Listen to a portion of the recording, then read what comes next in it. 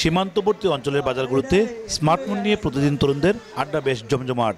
তবে তাদের মোবাইলে নেই দেশীয় ফোন কোম্পানির কোনো সিম কার্ড।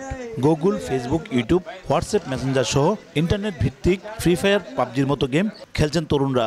এক্ষেত্রে তারা ব্যবহার করছেন ভারতীয় Airtel, Jio, Vodafone, Reliance, Aircel, Telenor সহ দেশটির বিভিন্ন কোম্পানির ইন্টারনেট।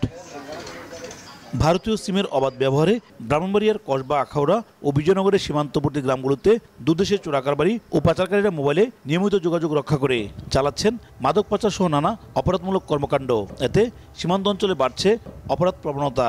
তবে ব্যবহারকারীরা জানান, বাংলাদেশের মোবাইল কোম্পানিগুলো নেটওয়ার্ক না থাকায় তারা বাধ্য হয়ে এসব সিম কার্ড ব্যবহার করছেন। এলাকায় তো মনে করেন বাংলা লিঙ্ক, গ্রামীণ কোনো সিমে নেট পাইতেছে না, অন্য কারোর সাথে যোগাযোগ করতে পারে না, যার কারণে আমরা বিদেশি সিম চালাইতে হয়, ইন্ডিয়ান সিম। বাংলাদেশি সিম পাইতাম, নেট ক্লিয়ার পাইতাম, তাহলে ভারতের সিম আমরা ব্যবহার করতে হয় না।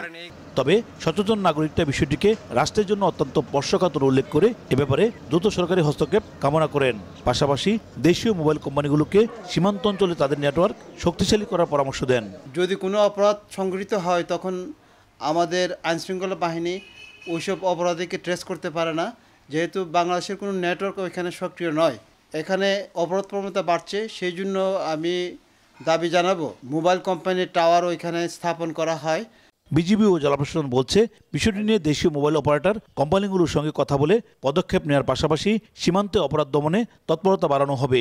বিভিন্ন নেটওয়ার্ক যারা আছে তাদেরকে আমরা বলেছি যে এদিককার নেটওয়ার্কটা ইমপ্রুভ করার জন্য, যেন আমাদের পার্শ্ববর্তী এই ধরনের ইনসিডেন্ট না হয় ভবিষ্যতে, আমাদের অন্য দেশের সিম ব্যবহার করা থেকে তারা বিরত থাকার সুযোগ থাকে। আমরা বিটিএসের সাথে কথা বলে এবং কনসার্ন যে মিনিস্ট্রি আছে তাদের সাথে কথা বলে একটা কি পদক্ষেপ নেওয়া যায় সেই বিষয়ে আলোচনা করবো আর কি।